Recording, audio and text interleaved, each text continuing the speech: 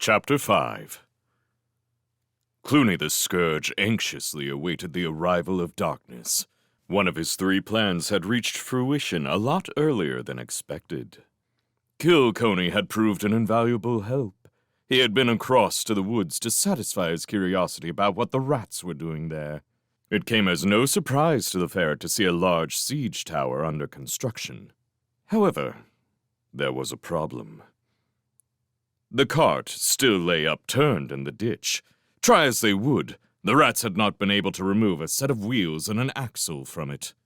Cluny had a word with Cluny and was immediately sent down to supervise the operation. The garrulous ferret showed the rats that he possessed a sound knowledge of the principles of fulcrum and leverage. He rigged a block and tackle to supplement a dead tree limb that they were using as a lever. Ignoring wheels and axles, he roped the cart to the block.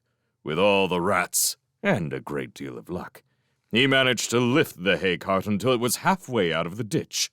Further pressure on the lever sent the hay cart past its own point of balance. The block and tackle parted under the strain, sending the ferret and the rats on the level shooting down into the ditch. By mistake, it did the trick. With a crash, the cart landed upright in the road.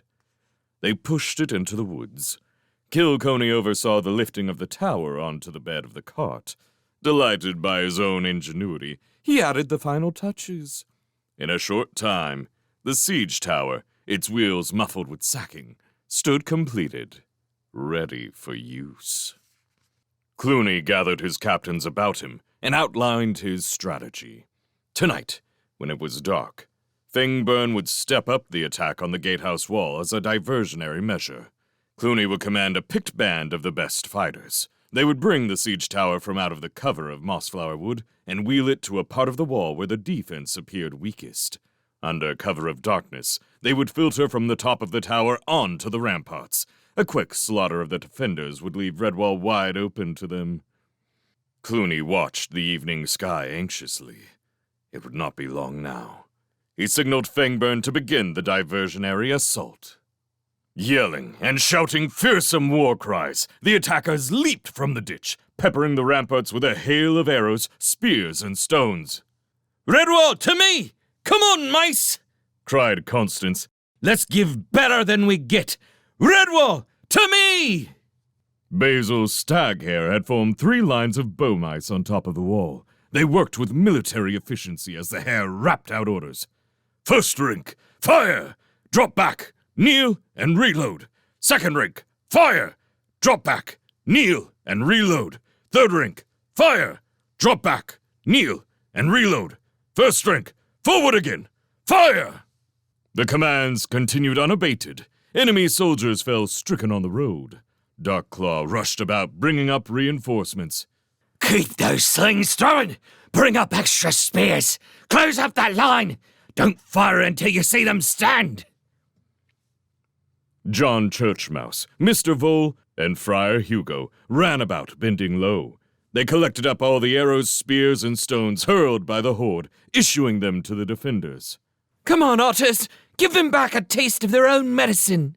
Winifred urged her slingers on while directing fresh archers into the ranks of the bowmice.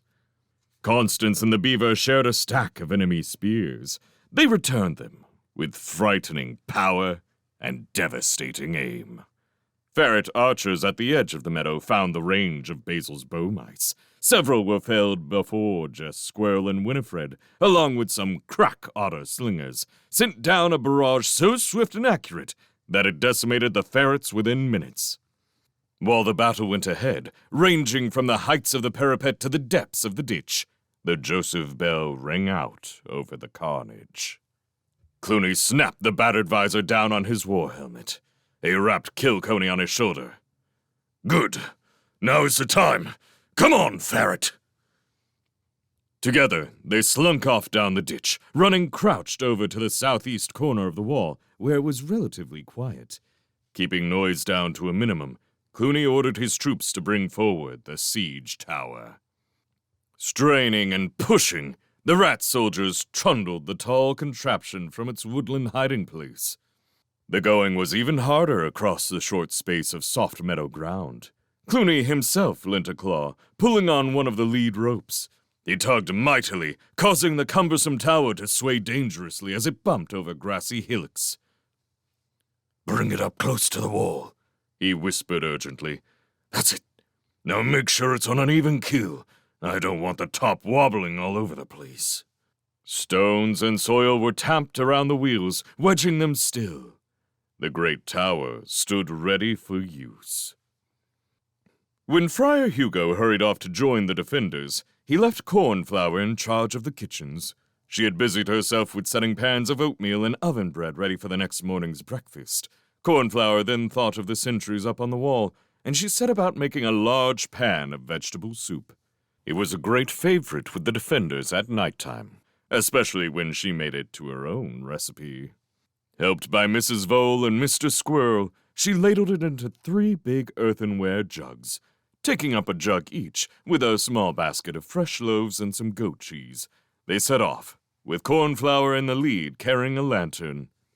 The first stop was the southeast corner, where Formal and his crew had a monotonous task. Night and day, they monitored the grounds for sounds of tunneling. They were glad of a short respite and some hot food while they chatted to the caterers in their gruff, polite tones. Cornflower was never quite sure of what Formal was saying, but she loved listening to his funny, countrified mole dialect. "Here, missy, the ratting garments be a-coming up in 2 days, I reckon. We can give 'em out even now it shows their heads." Cornflower was only picking up 1 word in 3, but by the fierce scowl on Formal's face, she was certain that the rats would not find it a pleasant experience being given "out airy." Formal tugged his nose graciously at her. "Thank ye kindly. Not like vegetable soup to keep life in your smalls." Mr. Squirrel chuckled to Cornflower and Mrs. Vole. "Well, I take it the moles are quite fond of homemade vegetable soup. I know my Jess will be ready for some." "Yes, and so would Sam if he weren't fast asleep in bed," Cornflower replied. "Look, you and Mrs. Vole start serving along by the gatehouse. Keep your heads low, and be careful. I'll start up here at the corner and see you back at the kitchen later." With the lantern and basket in one paw and the jug in the other, Cornflower ascended the steps of the southeast corner of the wall. Brother Rufus assisted her up to the ramparts. "Ah, the young field mouse with the magic soup. Nice to see you, Cornflower. It gets lonely up this end when there's no action." Brother Rufus held out his mug. He watched gratefully through the cloud of steam that arose from the jug. That smells good. Vegetable soup, my favorite." Cornflower was not listening. She was staring, open-mouthed, across Brother Rufus's shoulder. The soup was overflowing from the mug and spattering on the stones as she continued to pour. Across the top of the parapet, a ramshackle wooden platform had appeared as if from nowhere. Perched on top of it, ready to spring, was a villainous-looking rat with a cutlass clenched between his teeth. Cornflower shrieked aloud.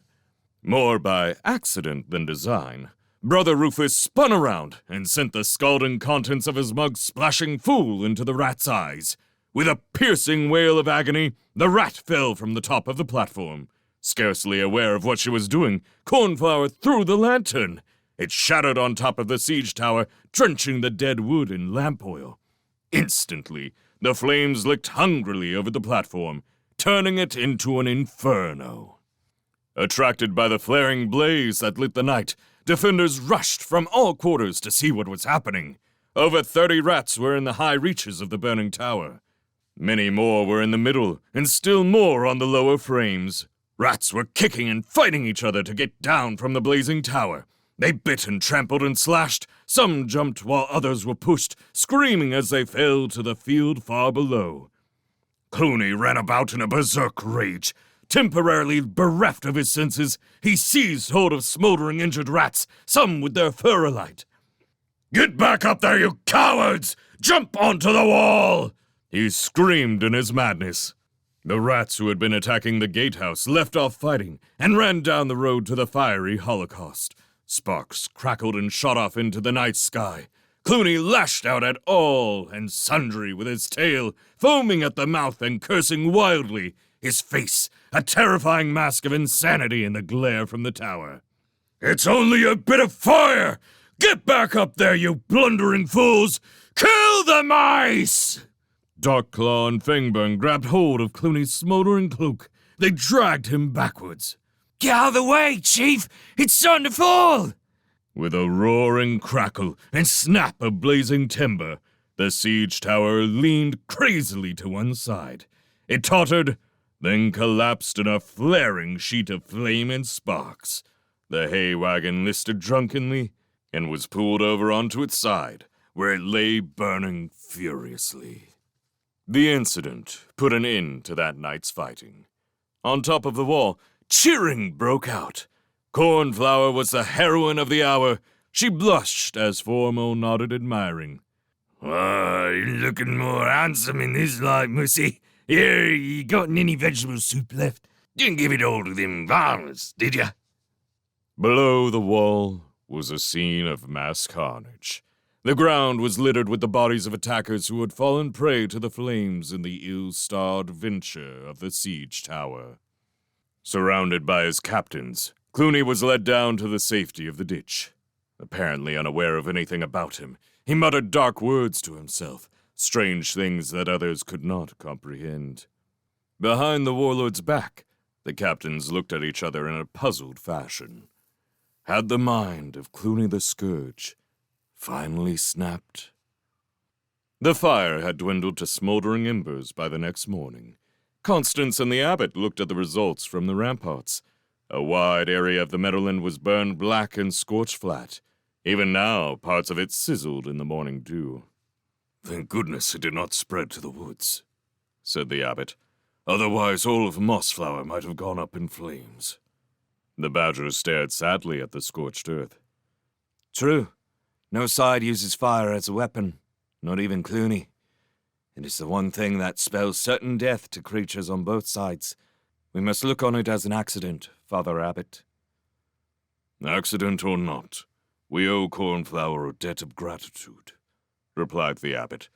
"She is a very brave young field mouse, but for her swift action, we would all have been under the heel of the tyrant today."